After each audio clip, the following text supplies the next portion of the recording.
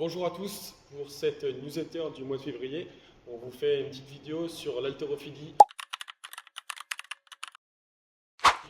pour les débutants, les expérimentés, pour tout le monde. Le but c'est juste de comprendre le vocabulaire. Des fois on appelle ça comme ça mais on ne sait pas pourquoi.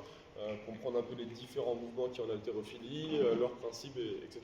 Donc pour faire simple, l'haltérophilie, il y a deux mouvements, okay, le clean and jerk et le snatch. C'est le même objectif. En haltérophilie, le but de l'haltérophilie, c'est d'amener une charge du sol au-dessus de la tête. En snatch, c'est en un seul mouvement. En clean and jerk, c'est en deux mouvements. Et dans tous les cas, le vrai but de l'haltérophilie, c'est que la charge parte du sol et qu'on verrouille la barre au-dessus de la tête. Donc si on veut découper tous les mouvements, on a le jerk, le jeté, on a le clean, l'épaulé, on a le snatch, l'arraché. On élimine directement le jerk, on fait un peu moins souvent. Dans l'idée, un jerk, ça veut dire un jeté, donc il y a une phase où on va sous la barre. Ça peut être soit en push, ça veut dire les pieds sur la même ligne, soit en split, ça veut dire en fente. Donc c'est le mouvement qu'on va faire. Souvent on écrit en crossfit, on écrit shoulder to overhead, ça veut dire on fait comme on veut. Quand c'est écrit jerk, il y a une phase de chute, de flexion, où on va sous la barre. Okay, là-dessus, hop, on l'élimine. Nous, ce qui nous intéresse, c'est le clean souvent et le snatch. Quand on voit des fois écrit devant power ou squat, ça veut dire quoi? Power, ça veut dire debout. Squat, ça veut dire flexion. Donc ça veut dire qu'on vient récupérer la barre sur les deux mouvements, soit en flexion, donc en squat, soit en debout, en power. Quand on dit en power, en debout, ça veut dire qu'on n'est pas en squat complet, mais je peux fléchir les jambes, tant que je ne casse pas la parallèle, je suis toujours en power. Quand je suis en squat, je dois venir casser la parallèle et faire un squat complet. Donc c'est la différence. Si devant il y a écrit power ou squat, on devra faire la réception comme c'est indiqué. Autre point, l'haltérophilie, ça commence du sol et on vient amener au-dessus. Sauf que quand il y a écrit hang devant, ça veut dire suspension, ça veut dire qu'on ne commence pas du sol.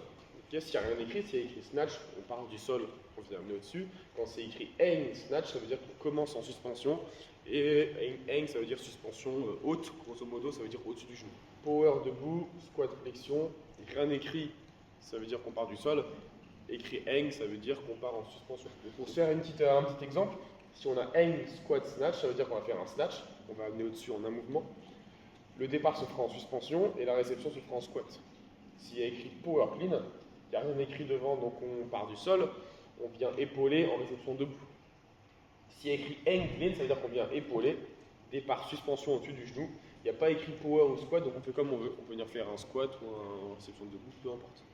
Pour terminer, il y a une prise qui est obligatoire en haltérophilie, on vous le répète tout le temps, c'est le hook grip. Hook grip, ça veut dire prise crochet en français. Prise crochet, ça veut dire qu'on ne saisit pas une barre de cette manière, on saisit avec le pouce, donc c'est le pouce qui vient au début, et on vient fermer le pouce et le fermer avec le majeur, okay, et on a une vraie prise qui est forte.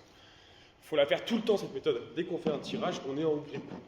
Quand on découvre une méthode qui nous permet d'être plus fort, il faut la faire tout le temps, il n'y a aucun moment où on ne doit pas la faire.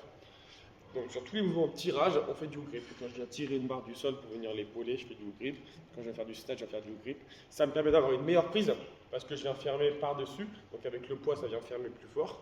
Okay, ça permet d'avoir un meilleur contrôle de la barre et de relâcher les avant-bras. Souvent, on vient tirer sur les bras. Là. Non, les bras, ils restent tendus parce que c'est un crochet. C'est comme si j'avais un mousqueton au bout de corde et mes bras sont relâchés et tendus. Donc la prise crochet, elle est obligatoire. Pourquoi on a mal avec le hook grip? C'est parce que souvent on rechigne à le faire et du coup on n'a pas habitué son pouce à le faire. Et donc si dès le début je ne l'ai jamais fait et je vous dis de le faire et qu'on est à 80 kg, on va avoir super mal. Alors que si on l'a fait dès le début, on a été habitué à travailler quand on était débutant barre à vide à 30 kg, à 40 kg, on a de moins en moins mal. On a toujours mal, hein. Moi ça tire toujours les pouces, faut les strapper. Et l'haltérophilie, c'est pas comme un soulevé de terre, un deadlift, on est toujours avec une prise pleine dessus. On a un moment où on le relâche. Quand je viens épauler, la tension elle est en bas. Là, j'ai moins de tension dans la main, je viens épauler, je relâche, etc. Donc on n'a pas une tension continue sur le pouce. Si vous avez des questions, n'hésitez pas à les poser à vos coachs à la boxe. Soulever des charges, c'est important. C'est sûrement le meilleur médicament.